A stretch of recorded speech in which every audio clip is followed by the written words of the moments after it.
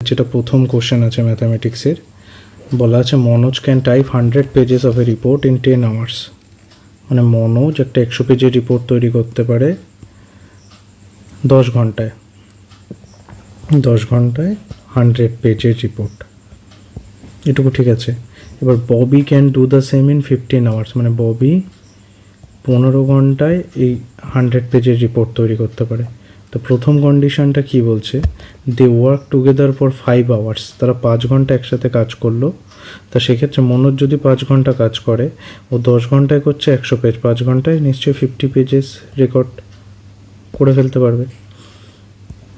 আর ববি করছে কি, ববি করছে 5 ঘন্টা, ববিও 5 ঘন্টা কাজ করছে। ও যদি 15 ঘন্টায় 100 পেজ করে, 5 ঘন্টায় করবে 100/3 পেজেস। তাহলে মনোজ আর ববি মিলে, দুজন মিলে যে কাজটা করবে সেটা 50 যোগ 100/3, এই পেজের কাজটা ওদের সম্পন্ন হয়ে গেছে। সেটা কতটা হবে ক্যালকুলেশন করলে এটা 250/3 হবে যদি যোগ করি আমরা। এবার কী বলছে, remaining work was completed by Lucy in 2 hours. Lucy 2 ঘন্টায় রিমেনিং ওয়ার্ক করছে। তা লুসির ক্ষেত্রে কি হচ্ছে, লুসি রিমেনিং ওয়ার্ক কতটা থাকছে, 100 পেজের টোটাল তো ওয়ার্ক, আর এখানে আমার হয়ে গেছে 250/3 পেজ। তাহলে রিমেনিং ওয়ার্ক থাকছে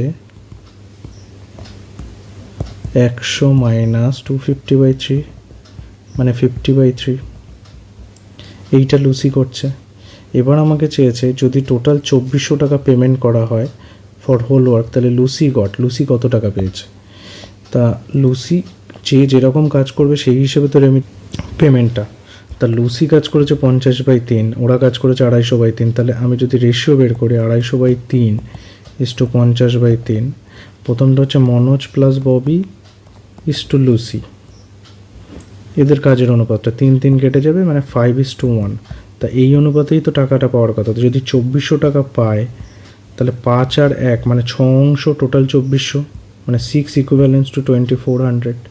তাহলে 1 ইকুইভ্যালেন্স টু 400, তাহলে এটা পাবে কত 400, মানে লুসি পেয়েছে 400 টাকা। মানে আমার অপশান ডি ইজ কারেক্ট। কোশ্চেনটা কি বলছে, 480 students out of 1500 are enrolled in NCC. মানে টোটাল 1500 জন স্টুডেন্ট আছে, তার মধ্যে এনসিসিতে পার্টিসিপেন্ট হচ্ছে 480 যাদের এনরোল্ড করা হয়েছে।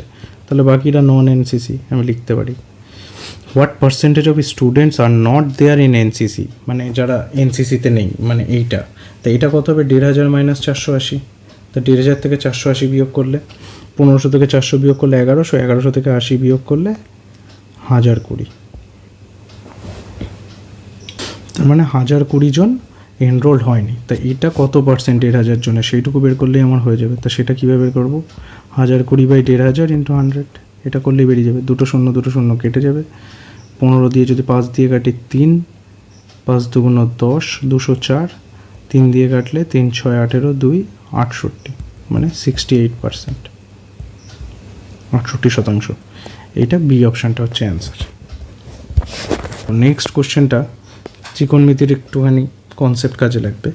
এ building which is 64 feet height cast a shadow of length 96 feet. মানে একটা বিল্ডিং আছে যেটার হাইটটা 64 ফিট, একটা ছাওয়া ফেলছে। মানে ধরো সূর্য এই দিকটায় আছে, এদিক থেকে সূর্য যদি কিরণ দেয় তাহলে এখানে ছাওয়া পড়বে। তাহলে এই ছাওয়াটা পড়ছে, সাপোজ এই ছায়াটা পড়ছে 96 ফিট। তো এটা একটা সমকোণী ত্রিভুজ তৈরি করলো যদি আমি এরকমভাবে আঁকি। তো এবার কী বলছে, the height of the telephone tower which cast a shadow of length 180 feet. মানে বের করতে হবে কি ওই টাইমেই টেলিফোন টাওয়ারের হাইট বের করতে হবে। সেটা ধরে নিই এইচ, যেটা একটা ছাওয়া ফেলছে 180 ফুট ওই টাইমেই। তা এটাও একটা সমকোণী ত্রিভুজ হবে একই টাইমে, মানে কি এই কোণ দুটো সমান হবে। এটা থিটা হলে এটাও থিটা হবে। তা এটা তাহলে লম্ব ট্যান থিটার ভ্যালু কী হবে, 64/96, লম্ব বাই ভূমি 64 আর 96। আর এটা ট্যান থিটার ভ্যালু কী হবে, h/180। তো দুটোই তো ট্যান থিটা, তাহলে দুটো ভ্যালুই নিশ্চয়ই সমান হবে। তাহলে আমি পরের লাইনে লিখতে পারবো 64/96 = h/180। এটা 8 দিয়ে কাটলে 12, সরি 8 দিয়ে কাটলে 8, এটা 12, এটা 4 দিয়ে গেলে 2, 3, এটা আবার 3 দিয়ে যাবে 60, তার মানে এইচের ভ্যালু 120, মানে ওইটার হাইট 120, মানে আমার অপশান সি ইজ কারেক্ট। তারপরের নেক্সট কোশ্চেনে বলছে কি Mohartha take 6 hours to do a job, মানে মোহার্থ একটা কাজ করে 6 ঘন্টা টাইম নেয় মোহার্থ, আর Laltu takes 10 hours to do the same jobs. Laltu বলে একজন আছে, সে 10 ঘন্টা টাইম নিচ্ছে ওই সেম জব করতে, তাহলে how long should it take if Mohan and Laltu work together for the same job, মানে ওরা যদি একসাথে কাজ করে তাহলে কতক্ষণ সময়ের মধ্যে ওরা কাজটা কমপ্লিট করতে পারবে। তা আমরা কি জানি সূত্র, মানে এ যদি এক্স ডেজে করে, বি যদি ওয়াই ডেজে করে, তাহলে সূত্র অনুসারে কী বলে x y by x plus y ডেজে করবে এ প্লাস বি মিলিতভাবে কাজ করলে।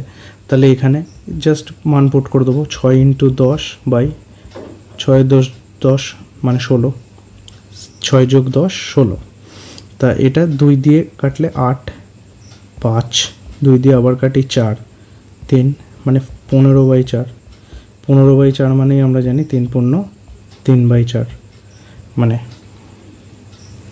অ্যাকচুয়াল হওয়া উচিত ছিল, এখানে ভুল করে অপশান 3 hours দেওয়া আছে, এটা 3 × 3/4 হবে উত্তর। নেক্সটটা কী আছে বলছে a train is 150 metre long, মানে ট্রেনটার যে লেন্থ আছে সেটা হচ্ছে 150 metre, it is running at speed of 41 km/h, মানে ট্রেন একটা যাচ্ছে 41 km/ঘন্টা বেগে। A man is running at 11 km/h in the same direction, মানে ট্রেনও এইদিকে যাচ্ছে ম্যানও এইদিকে যাচ্ছে, সাপোজ একই ডিরেকশানে, ট্রেনের গতিবেগ 41 km/h, ম্যানের গতিবেগ হচ্ছে 11 km/h। তা একই দিকে যদি দুটো বস্তু যায় সেক্ষেত্রে রিলেটিভ মোশন যেটা হয় সেটা বিয়োগ হয়ে যায় আমরা জানি, তাহলে এদের রিলেটিভ স্পিডটা কত হবে? রিলেটিভ স্পিডটা আমি বলতে পারি 41 - 11 = 30 km/h, এইটা হবে রিলেটিভ স্পিড। এবার km/ঘন্টাকে আমি যদি মিটার/সেকেন্ডে নিয়ে যাই তাহলে এর সাথে 5/18 গুণ করলে মিটার/সেকেন্ডে চলে আসবে, 30 × 5/18।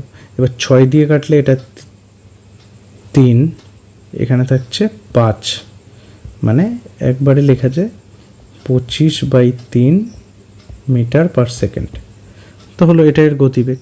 এবার ট্রেনটাও ওই লোকটাকে যদি ক্রস করতে হয় সেক্ষেত্রে কি ট্রেনটাকে নিজের দৈর্ঘ্যই নিজেকে ক্রস করতে হবে, তা এদের রিলেটিভ গতিবেগ এখন কত? 25/3 মিটার/সেকেন্ড। আমরা কি জানি যে speed is equal to distance by time. আমাদের চেয়েছে কি হোয়াট টাইমটা বের করতে হবে, তাহলে টাইম ইজ ইকুয়াল টু কী হবে? Distance by speed. তা ডিস্টেন্সটা কতটা? মানে ওই 150 মিটারই তো ক্রস করতে হবে, তাহলে উপরে 150 হবে আর নিচে 25/3।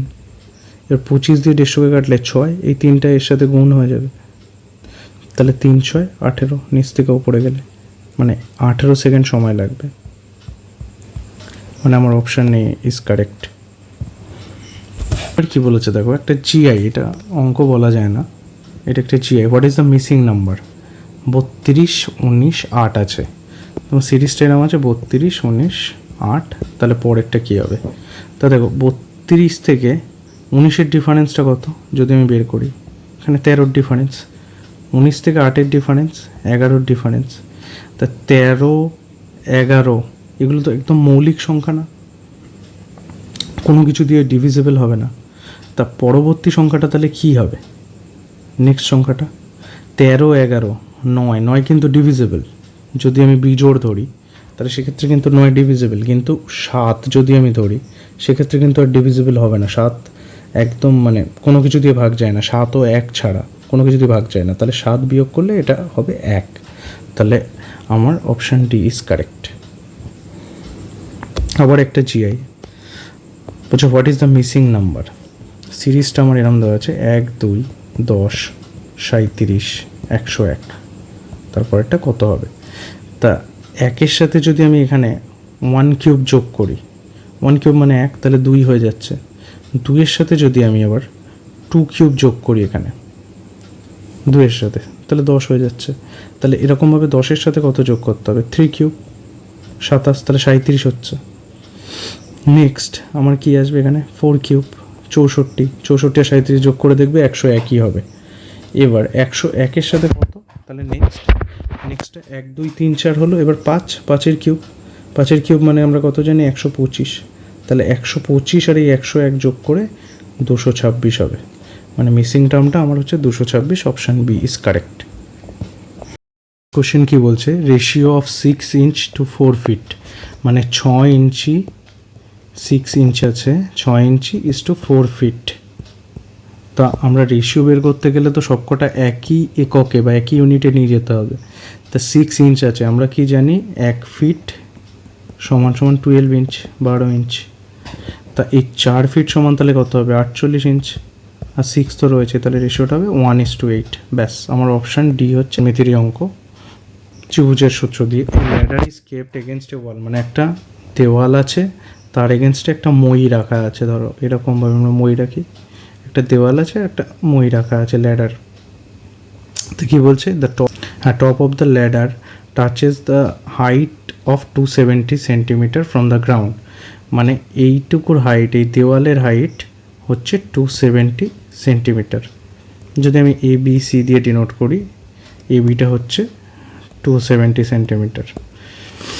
এবার কি বলেছে, from the ground the base of the ladder is 54 centimetre.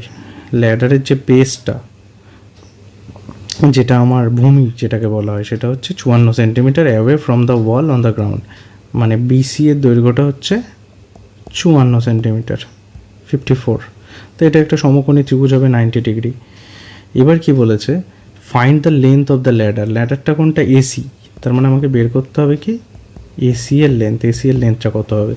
তা আমরা সমকোণী ত্রিভুজের ক্ষেত্রে তো জানি পিথাগোরাস থিওরেম হয়, এসি স্কোয়ার মানে অতিভুজ স্কোয়ার সমান লম্ব স্কোয়ার প্লাস ভূমি square, AB square plus BC square.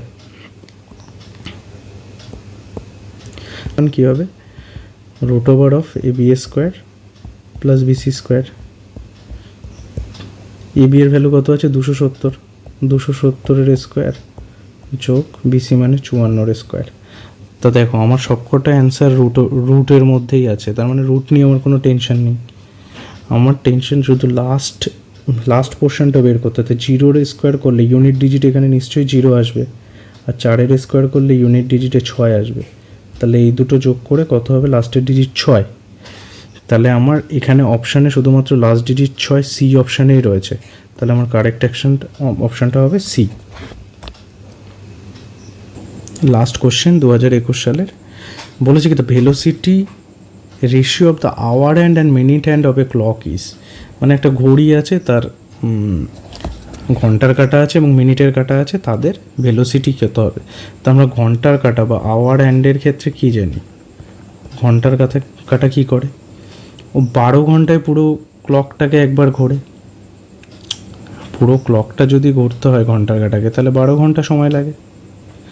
তাহলে সাপোজ যদি পুরো ক্লকটা আমি এরকম ধরে নিই 360 ডিগ্রি, কারণ পুরো ক্লকটাই তো একটা রাউন্ড গোল, একটা বৃত্তের মতো। তা সেক্ষেত্রে পুরো বৃত্তের পুরো কোণটা 360 ডিগ্রি হয়। তা আমি তাহলে 360 ডিগ্রি যেতে সময় লাগছে 12 ঘন্টা, এটা ওর স্পিড আওয়ার হ্যান্ডের। আর সেক্ষেত্রে মিনিট হ্যান্ডের স্পিড কীরকম হচ্ছে, মিনিট হ্যান্ডের 360 ডিগ্রি যেতে কতক্ষণ সময় লাগছে, মিনিট হ্যান্ডের 360 ডিগ্রি যেতে 1 ঘন্টা সময় লাগছে। তাহলে 360/1 এর স্পিডটা মিনিট হ্যান্ডের স্পিড। তাহলে আমার চেয়েছে কি, রেশিওটা চেয়েছে দুটোর, hour hand and minute hand. তাহলে প্রথমে 360/12 ইস টু 360/1, 360 তো কেটে যাবে, তাহলে হবে কি 1:12, জাস্ট উল্টে যাবে। তাহলে আমার অপশান এ ইজ কারেক্ট, মানে আওয়ার হ্যান্ড ইস টু, এটা হচ্ছে our hand is to minute hand. প্রথমে ঘন্টার কাঁটা, তারপর মিনিটের কাঁটা, এই দুটোর অনুপাত, এটাই আমার কারেক্ট অ্যান্সার। তাহলে option A is correct. Thank you তোমাদের সকলকে। WBCS 2021-এর কোশ্চেনের সমস্ত সলিউশন আমি করে দিলাম। নেক্সটে 2020 সলিউশন আমরা করব। থ্যাংক ইউ, ধন্যবাদ।